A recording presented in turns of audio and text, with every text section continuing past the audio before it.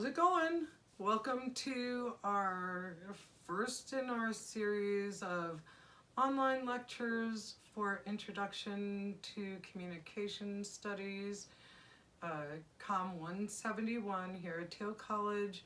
This is a substitute lecture for face-to-face instruction as a modification so that we all stay safe and healthy.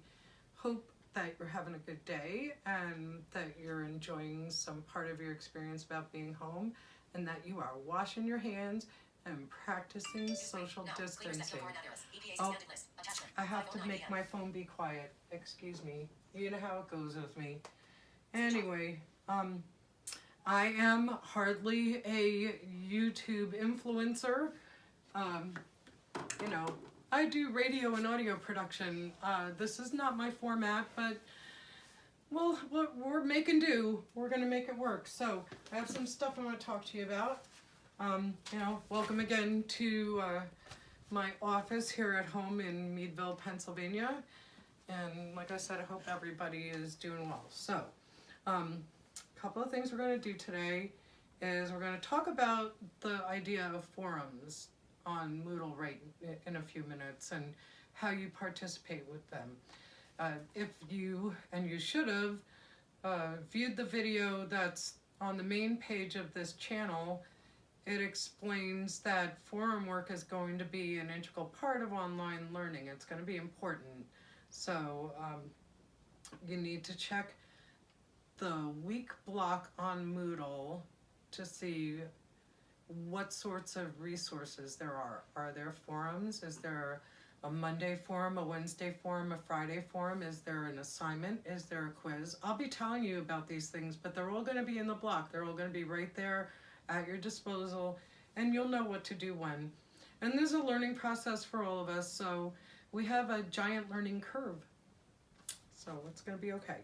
All right, so we're going to do that. We're going to review Moodle a little bit and just sort of go over where things are. Yeah, and some other stuff. It would be awesome if I could read my own handwriting, people. It really would be. Should get John to do it for me. My stepson John is operating the camera back there, so thank you, John, for helping out. All right, so I wish that I had Alex here. I'll be right back. Let me call Reggie over. Reggie. Oh yeah, okay. So next thing is, I'll get this. Read chapter 8. That's your next chapter work that you need to be doing. We're going to finish up chapter 7, small group communication this week. We're going to do a little bit of a review, finish up the PowerPoint.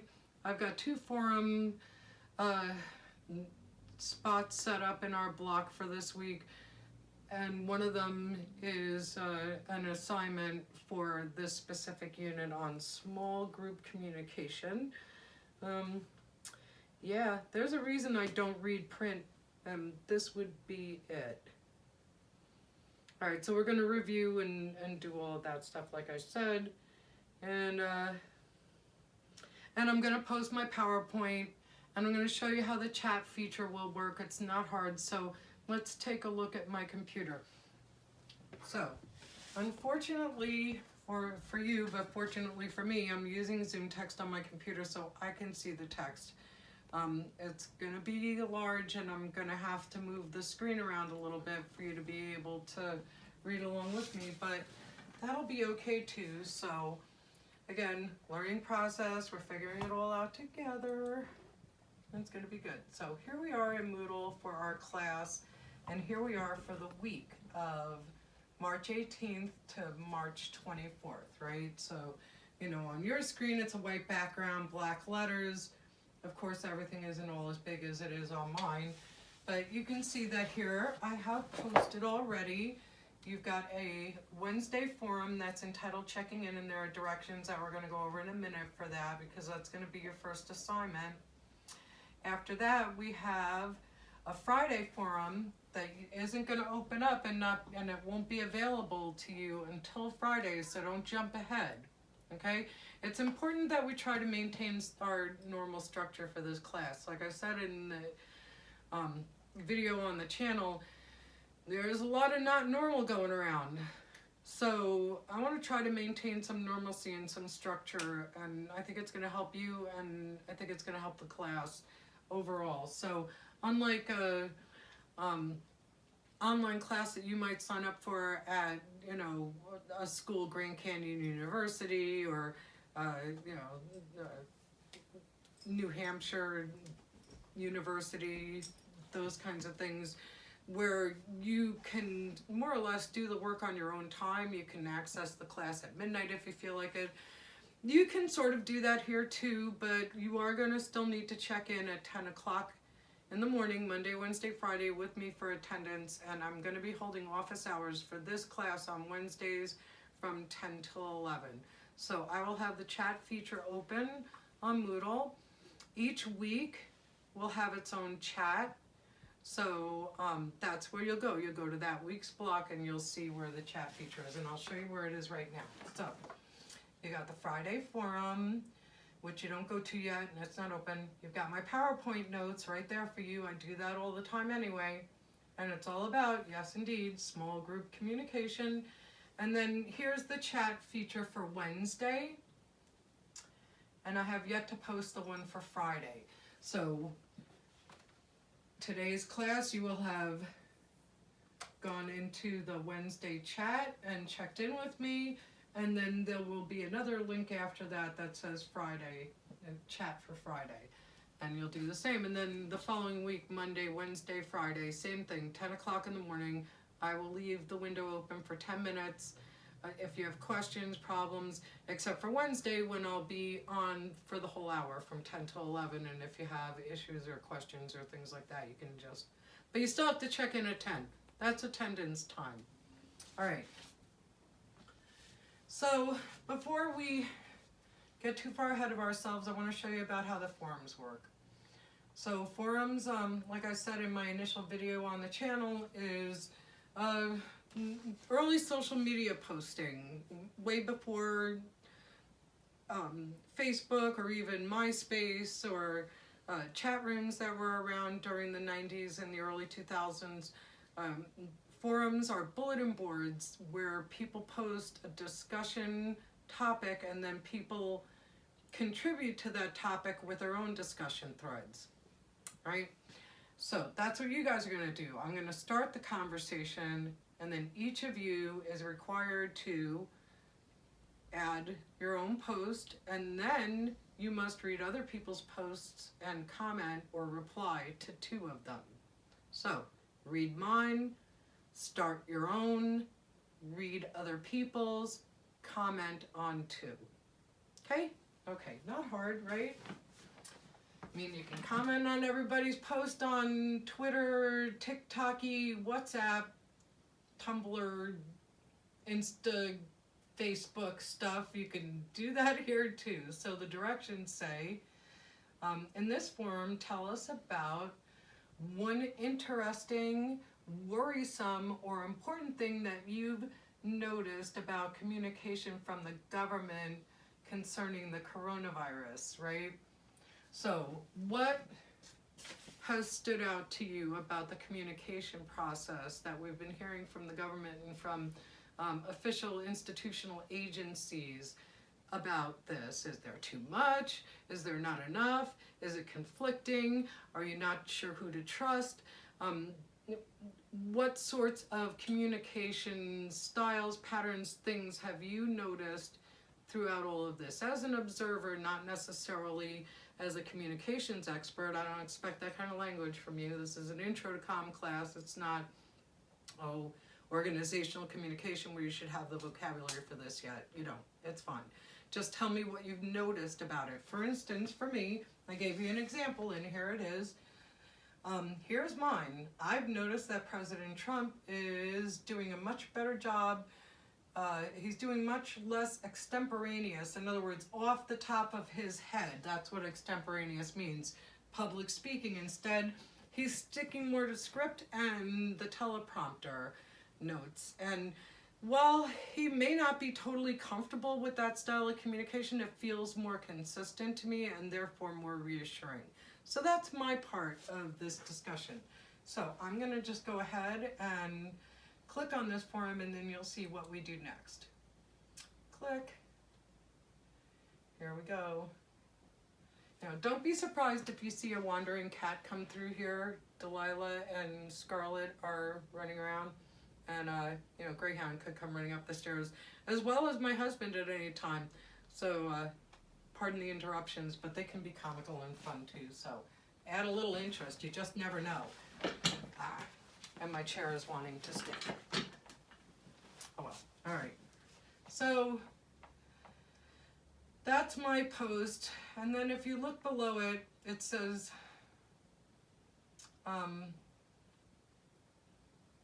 discussion started by me, but then peer group of, no, not that.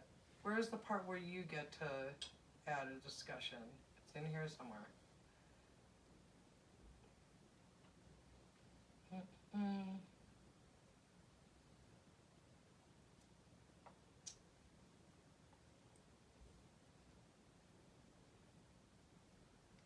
All right, you should be able to, though, start your own discussion here. Let me just see what happens if I click on this. It was doing it before, I swear it was.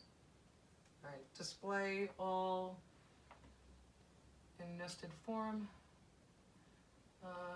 Move this discussion to, no, we don't want to do that. All right, so there's my thing that I'm starting as a discussion thread. So you read that. It's got 71 words. And you should be able to reply to it, right? So, reply right there. So now that's where you would write a reply. So somebody else will come along and add their own topic of discussion under this forum, and you'll read that, and you'll read the next one and the next one, and then you'll decide whose two do you want to reply to.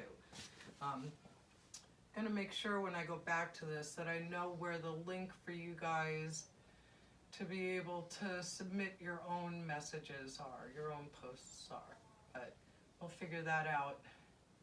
I'll have that figured out by the time you have to do it, I promise. And I'll send you an email if anything is different. But for right now, just reply under mine, and, you know, post your own, read others, respond to two of them. Okay. Again, you'll have an opportunity to ask me questions about this stuff Wednesday morning at 10. I'm assuming that you're watching this video on Wednesday as well, because that's when I'd like it to be available to you. So we're gonna go from that assumption. So now I want to bring up the PowerPoint that we were starting in class the Wednesday before we left campus. So if you remember, we were talking about small group communication and the different dynamics in small group communication and what could go wrong. What could possibly go wrong? What could possibly go wrong in communication and small group communication? And what are some of the elements of it? And why do we need it? And who really, what facets of your life, I'm getting up to fix my chair. What facets of your life really require the skills for small group communication? What are some of, there we go. Yeah, that wasn't too horrible, was it?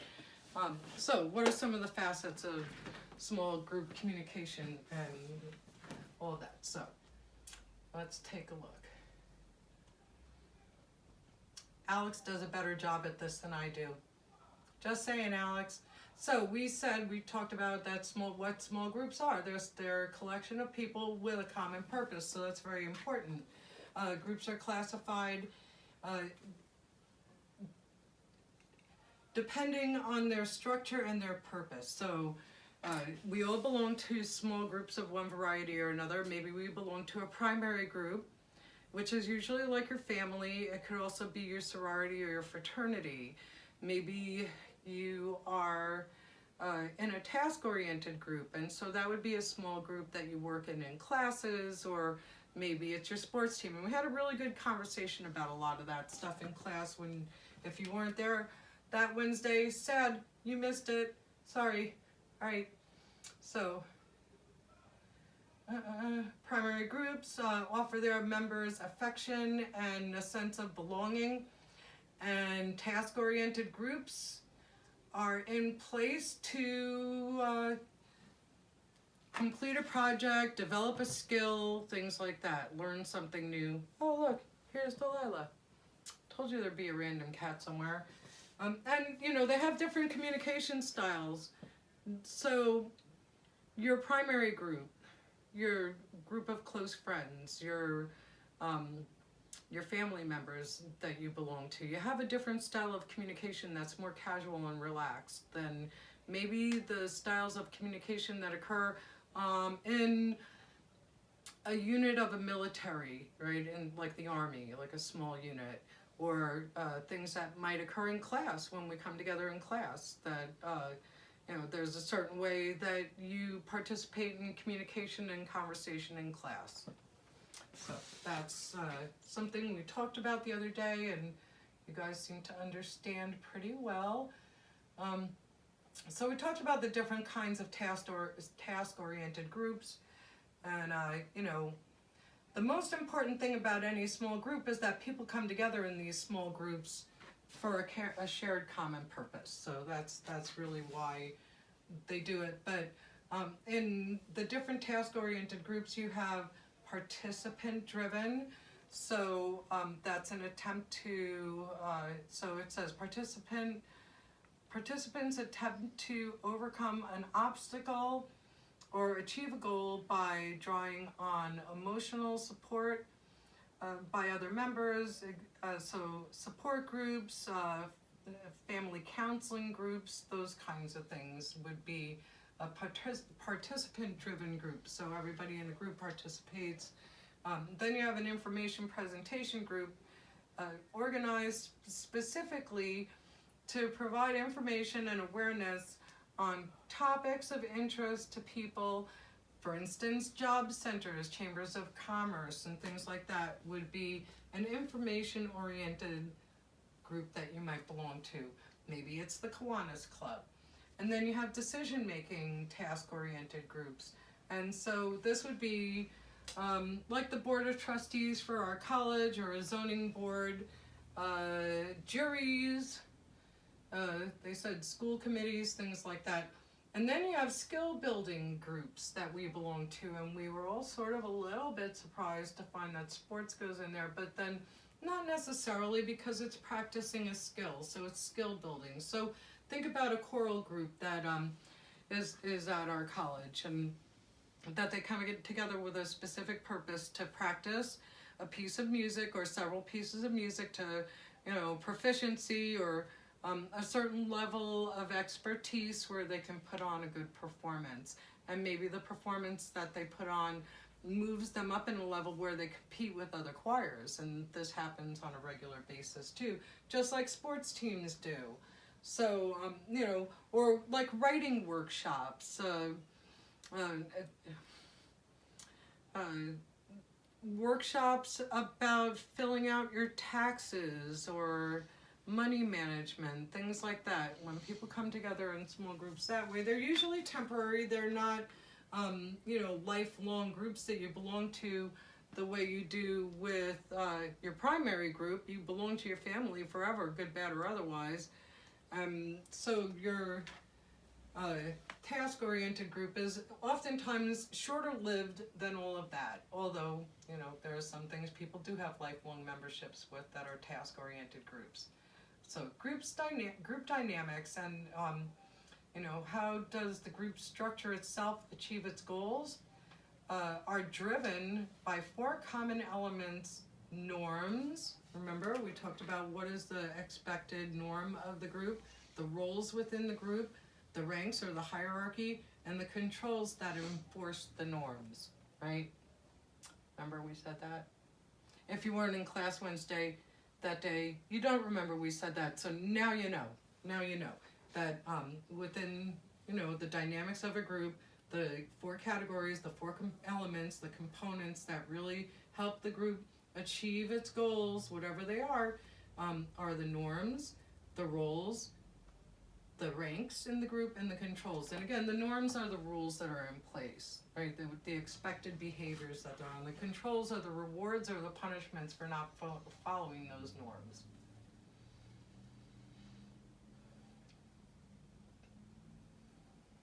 Okay, getting to the next one. So roles. Roles are specific task responsibilities for each member. So, you know, you think about, I talked about my son's firehouse and how everybody had different roles there to play, right? There are certain grades of firemen, and then the lieutenant, and then the chief of the firehouse, and they all have like specific roles and things that they have to do. We talked about roles on your sports teams, like if a goalie all of a sudden got a wild hair and started playing offense, that would be weird.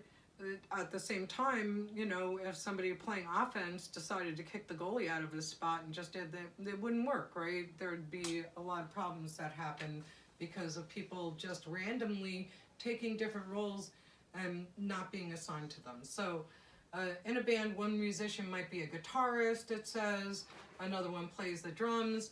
So, you know, again, taking that a little further, it'd be weird if the drummer got up and just stole the guy's guitar and started not playing it well.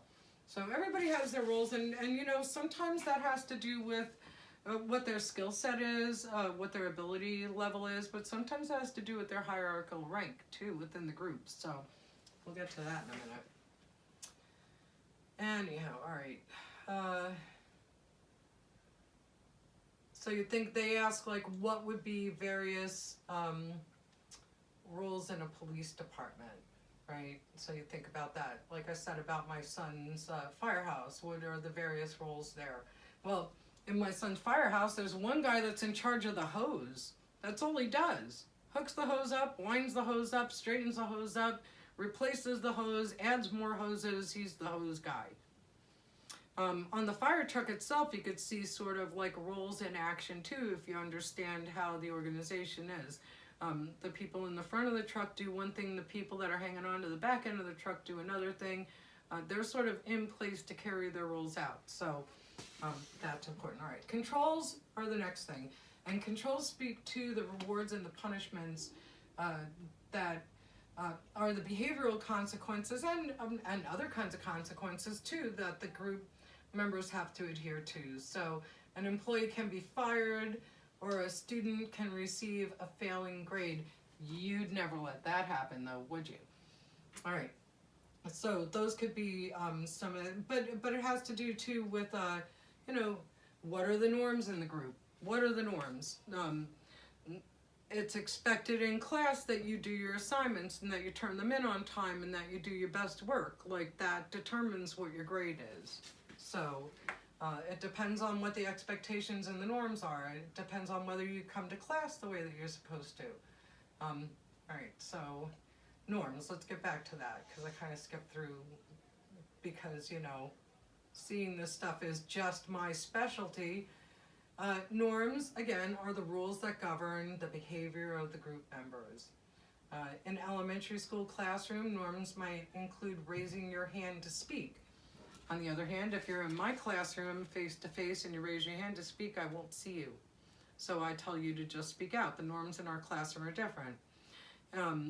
For our classroom, I expect you not to be carrying on conversations with other people while I'm lecturing. That's another norm in the classroom.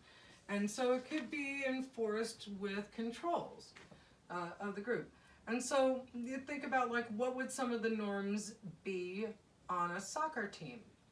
What are some of the things? Well, you know, each person plays a specific position on a soccer team. The point of the game is to get the big ball kicked without touching it into the goal. One of the norms of the game is you can't handle the ball with your hands, right? That's why you're bonking it off your head and your knees and stuff. That's a norm.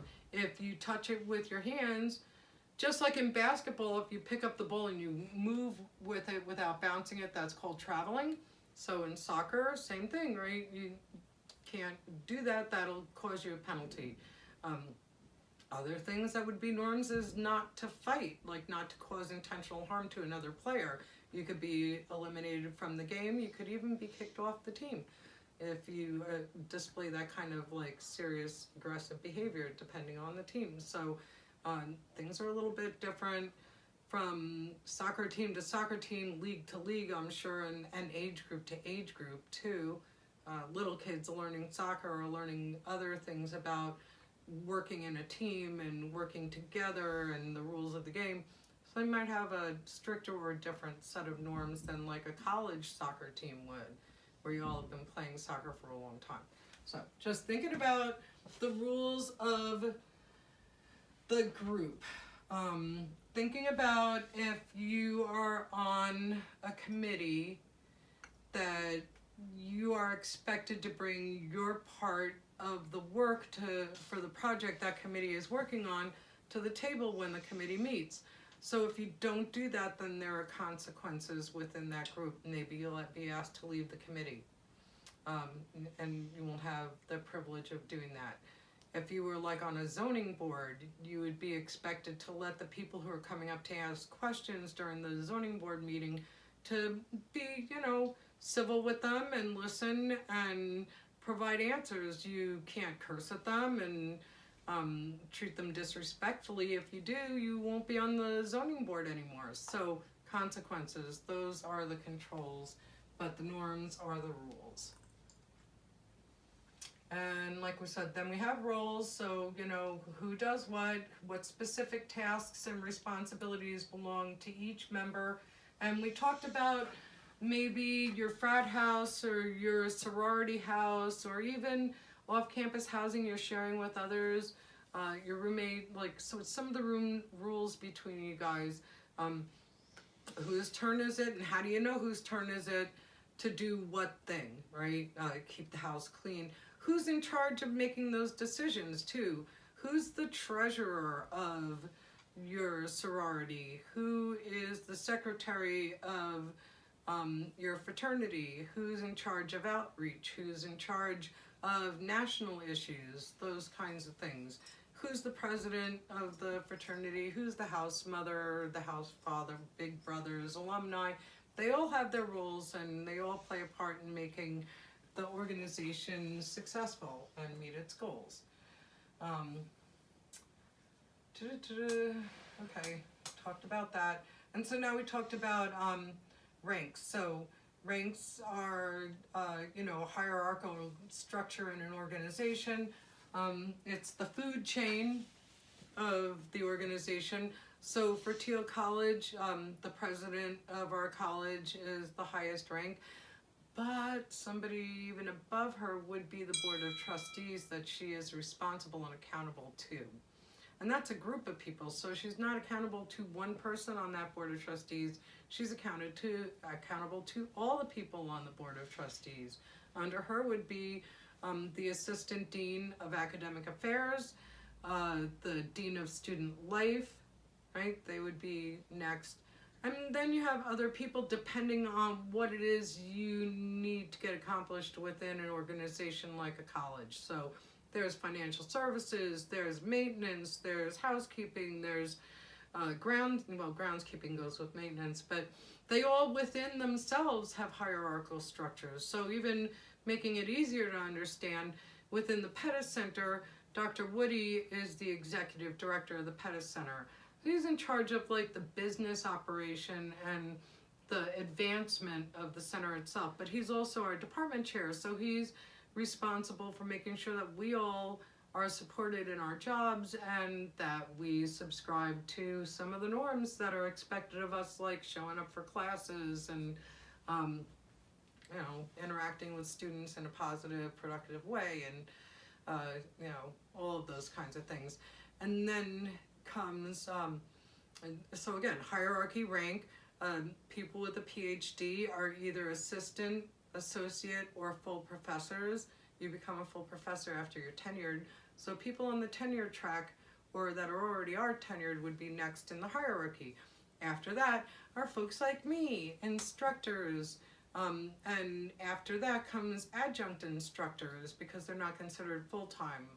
Considered a full-time instructor. So that's next, and then after that is our media tech within the department.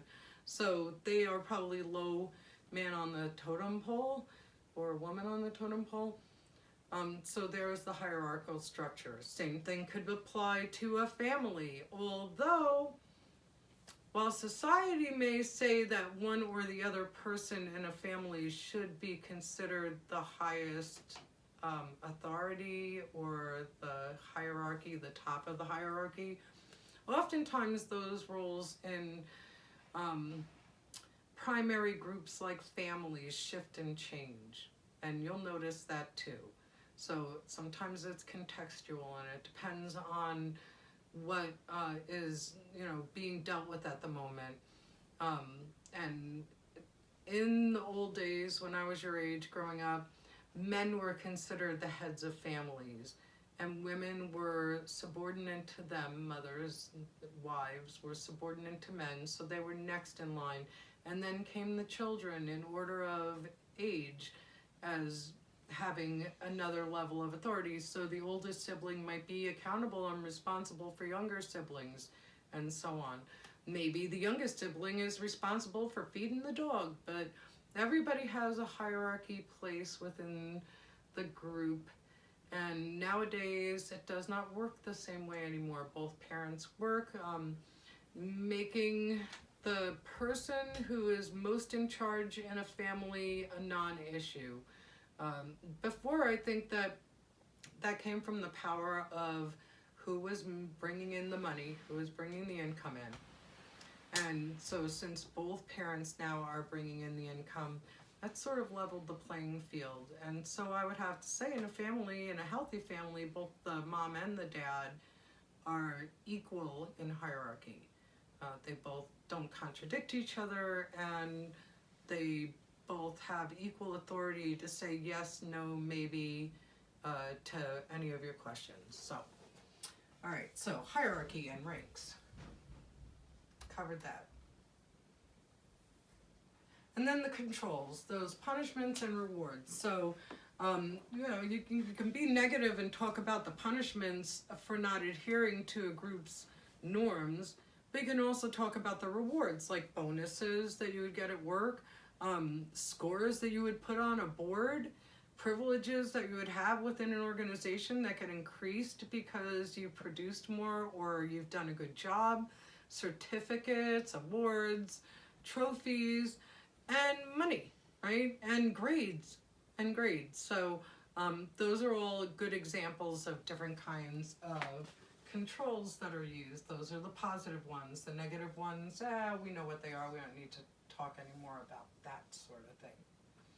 All right, so informal versus formal groups. That's our next part here.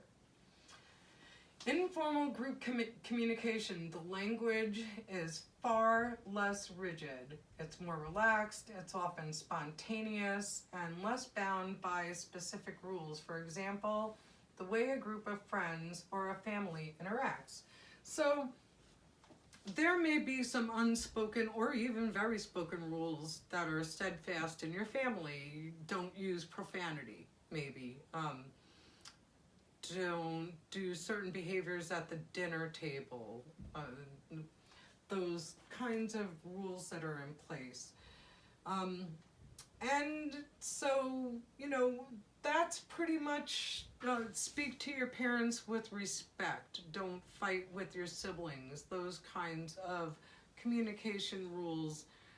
But the rest of it is pretty flexible.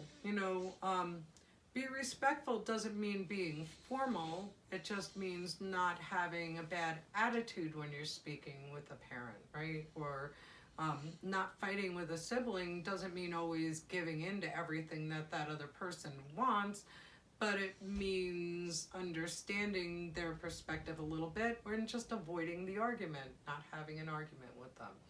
So the rules in an informal group are pretty flexible. They're very contextual depending on the situation, and they vary from family to family, from friends to friends. When you're with a certain group of friends, that maybe you'll communicate one way as opposed to when you're with a different group of friends. So use different language, talk about different topics, interrupt or not interrupt each other. Those sort of rules of the road are way more flexible in informal groups. So the formal group communication, the language is quite specific and rigid. It's extremely structured, and it's heavily bound by very specific rules. For example, the communication patterns of an army unit or a jury. So a jury is given a lot of instructions about what they're even allowed to say to one another while they're in the jury room. An army unit is barked a specific set of orders, right, that they're meant to follow unquestioningly, just respond. When they are speaking back to like someone in a higher authority than them, they're expected to salute and say, yes, sir, yes, or things like that. So very strict protocols, very strict forms of communication. Even if you think about something like the Board of Trustees, people at the college, people have to be recognized to be able to have a turn to speak. So they have to, and they put forward motions to carry things, and they use very specific language in these meetings. We use very specific language in faculty meetings too, meaning that we accept the minutes from the last faculty meeting or not. Want an amendment to things if somebody wants to be recognized to be able to speak. There are certain protocols. So within a more formal, especially task-oriented group, you're going to find more stringent, rigid structures and expectations about communication and the way that it flows. Oh, Alex, I miss you. Come back. All right. Structuration theory. So we saw a video about that with sociologist Andy Giddens, who talked about who tried to explain the way that groups are routinely structured has to do with the way that they routinely communicate and the social system within which they operate, right? So they produce or reproduce these systems over and over again, and he called these ideas structuration theory. I'm going to post that video on structuration theory about Dr. Gibbons in this week's block on Moodle, so you could go back to that and refresh your memory about it.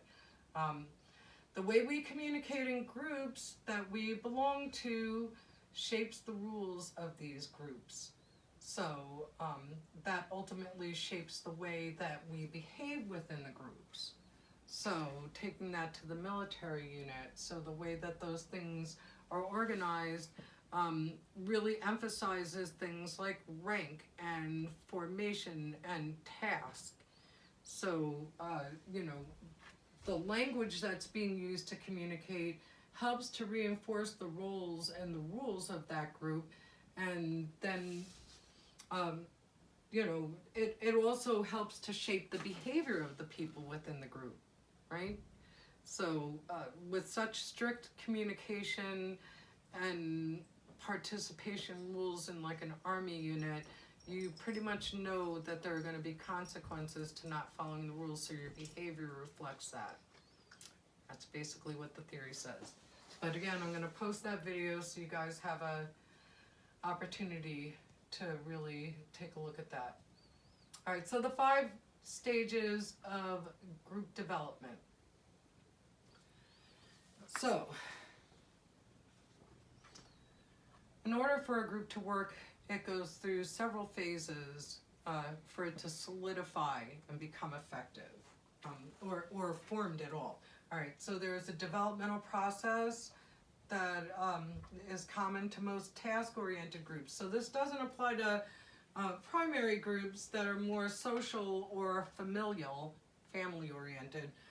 This applies a lot more to the task-oriented group. And it's identified through specific stages according to psychologist Bruce Tuxman. So, not going to probably post a video on that, but it's easy enough to kind of wrap your head around. So the group's forming, right? That's the first stage.